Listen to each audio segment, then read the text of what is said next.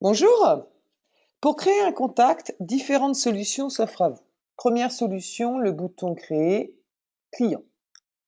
Seconde solution, à partir de l'agenda. Lorsque vous mettez en place un rendez-vous dans votre agenda, si le client n'est pas identifié dans votre base, le petit plus qui se trouve juste ici, en bout de ligne, va vous permettre de créer une nouvelle fiche de client. Attention, n'oubliez pas d'enregistrer cette nouvelle fiche avant d'enregistrer votre rendez-vous. Autre solution pour créer un contact, la visite. Lorsque je fais créer visite, si je passe par ce chemin-là pour créer une visite, de la même manière, dans la partie ajout d'un client, vous avez deux solutions. Soit votre client est déjà identifié dans votre répertoire de contacts. Dans le cas contraire, le petit plus qui est ici va vous permettre de créer une nouvelle fiche de client. De la même manière, vous viendrez enregistrer ce nouveau client avant d'enregistrer votre rendez-vous visite. Autre solution à partir des biens. Lorsque je fais bien mes mandats, de la même manière en bas, j'ai dans la barre de tâches un bouton qui s'appelle Créer client.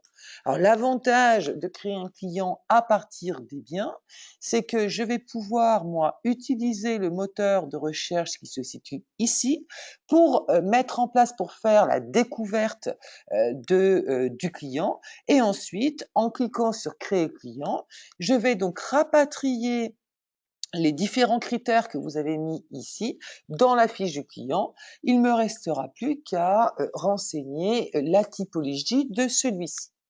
Alors, on va prendre la première méthode, donc on va partir de plus créer client. Par défaut, quand je crée un client, on vous demande d'abord de renseigner ses coordonnées.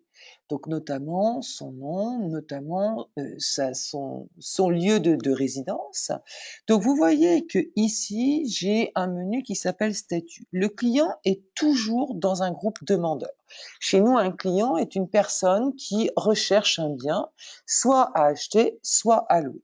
Dans le cas où ce client-là n'est pas demandeur, vous êtes en train de créer un propriétaire, vous êtes en train de créer un vendeur.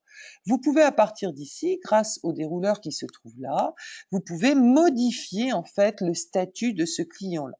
Donc, à vous de l'affecter dans le bon groupe. Un client peut être demandeur et vendeur.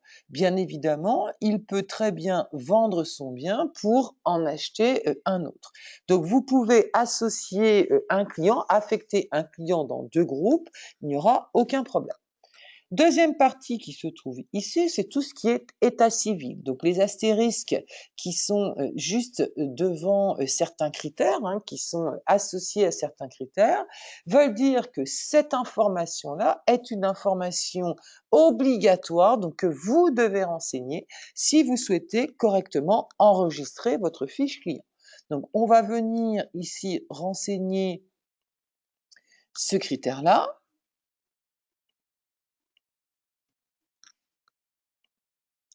Donc le téléphone.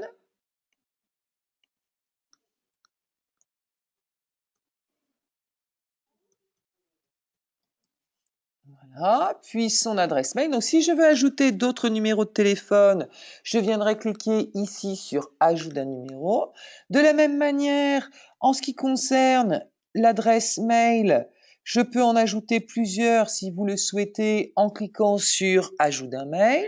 Au niveau de l'adresse, donc je vais venir ici saisir donc l'adresse de mon client et vous voyez que par autocomplétion, il va venir vous proposer un résultat. Donc n'hésitez pas dans ce champ adresse à saisir aussi le code postal et la ville. Ensuite, tout en bas, vous avez un tiroir qui s'appelle État civil et emploi que vous pouvez renseigner si vous le souhaitez. Au niveau de la partie centrale, donc on a tout ce qui concerne le suivi du client et notamment l'origine, comment le client est arrivé jusqu'à vous, comment le client vous a connu. Ensuite, tout ce qui concerne son projet, donc quel type de projet le client a. Sur la partie à droite, on a la partie donc financière Ainsi que, ici très important, cette ligne acceptation email. Si vous souhaitez communiquer avec vos clients par le biais du mail, il faut absolument que l'acceptation email soit cochée. Alors sachez que par défaut, cette action email est toujours cochée. Si elle se décoche, c'est parce que la CNIL donne la possibilité aux différents internautes de ne plus recevoir de mail. Donc, si la personne ne souhaite plus recevoir de mail de votre part, elle est dans son droit de choisir et à partir de là, cette pastille-là va venir se décocher d'une manière automatique. Une fois que cette première partie a été renseignée, je vais pouvoir en bas à droite enregistrer les différentes informations que je viens de saisir. Et puis, vous avez une seconde partie qui s'affiche, qui est liée aux besoins du client, c'est-à-dire à la mise en place de sa recherche. Cette partie-là est abordée dans une vidéo qui s'appelle les critères de recherche. On a plusieurs onglets qui sont là. Donc ici, demande avec cette petite bulle là qui apparaît juste ici, c'est pour comptabiliser le nombre de recherches que vous avez mises en place sur la fiche du client. L'onglet offre, c'est dans le cas où le client est un demandeur et un vendeur, et dans le cas où ce client-là a un bien à la vente ou à la location dans votre agence. L'onglet historique va synthétiser tout le suivi que vous avez à faire, que vous avez déjà réalisé avec cette personne. L'onglet agenda va synthétiser tous les rendez-vous pris avec le client.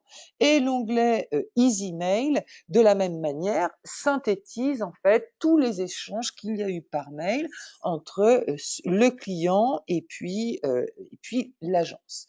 Donc, lorsque je vais revenir, si je souhaite revenir sur la demande du client, je reclique dans l'onglet demandeur pour apercevoir le besoin du client.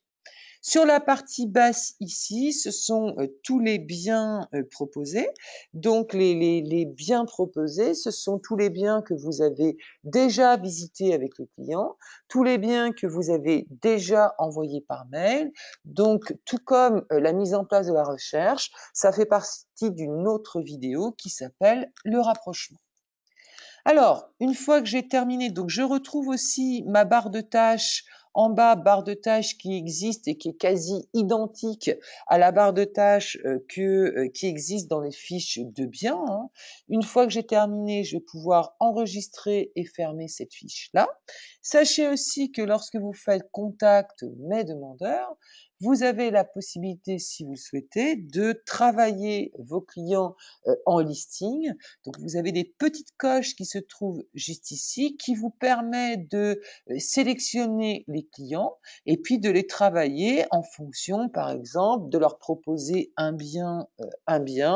Donc, vous avez différentes actions hein, dans cette barre qui se trouve en bas de page. Les petits crayons qui se situent juste ici permettent donc d'ouvrir la fiche détaillée du contact. En cliquant sur les 3 petits points, vous allez donc ouvrir une barre de tâches qui vous permet de réaliser un rapprochement. Donc, on s'aperçoit quand même qu'on n'est pas dans l'obligation de rentrer dans la fiche détaillée d'un client si on veut réaliser un rapprochement, si on veut lui envoyer un bien par mail ou si on veut créer un suivi, c'est-à-dire créer une action. Sur la partie de gauche, vous avez un moteur de recherche. Donc, ce moteur de recherche-là vous permet, en fonction de différents filtres, de créer une liste de résultats en fonction des critères que vous avez mis en place dans le moteur de recherche. Merci.